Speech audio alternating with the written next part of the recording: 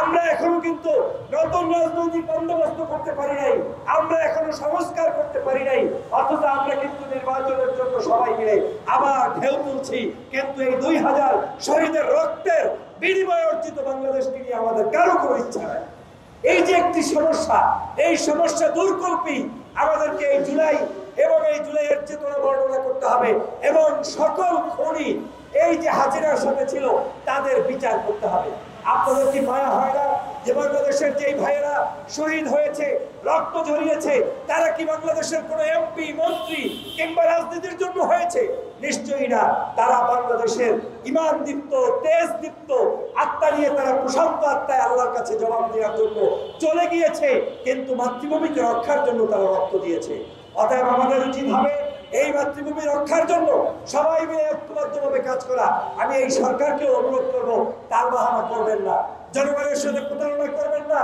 জনগণের ম্যান্ডেট নিয়ে আপনারা ক্ষমতায় বসেছেন, জনগণ আপনাদেরকে নিরঙ্কুশ দায়িত্ব দিয়েছে। জুলাইয়ের যারা যারা যুদ্ধে নিহত হয়েছে এর বিচার না করা পর্যন্ত বাংলাদেশে কোনো নির্বাচন হতে পারবে না।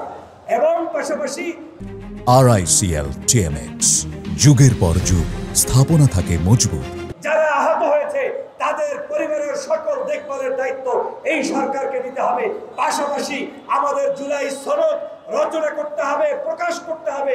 5ই আগস্টের পূর্বে না হলে তাহলে বাংলাদেশের জনগণের কাছে আপনাদেরকে জবাব দিতে হবে।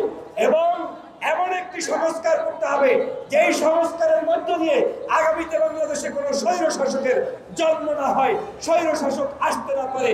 দল যেই ক্ষমতায় আসুক না কেন, স্বৈর শাসকের কোনো স্থান বাংলাদেশে আমরা দিব না, ফেসিবাদের কোনো স্থান দিব না। সেটাই হোক আমাদের জুলাই ঐক্যের চেতনা। আপনারা কি সেই কাজটি করতে রাজি আছেন? সবাই পারা যাবে ইনশাআল্লাহ। আমাদের অতএব সেই কাজে ঐক্যবদ্ধ হতে হবে। আমরা যদি আজকের ন্যায় ভ্রষ্ট কাজ করি, অন্যায় কাজ করি, এই অন্যায় একদিন আপনার উপরে এসে চাপিয়ে পড়বে। একটু আগে আমাদের শাহিনুর ভাই, নির্যাতিত ব্যক্তি, আইনাঘরের বিভিন্ন বর্ণনা সহ রাষ্ট্রের বিভিন্ন বিষয় তিনি বর্ণনা করেছেন। তার বর্ণনা থেকে স্পষ্ট হয়েছে বাংলাদেশটা আসলে 16 বছর কি ছিল। গত 16 বছরে আমরা কথা বলতে পারি নাই, বাংলাদেশে তো পারিই নাই, বিদেশে বসে কথা বলেছি। সেজন্য সিঙ্গাপুরে গুম করতে চেয়েছে, কম্বোডিয়াতে গুম করতে চেয়েছে, মালয়েশিয়া এবং সিঙ্গাপুরে ইমিগ্রেশনে বন্দী করে রেখেছে।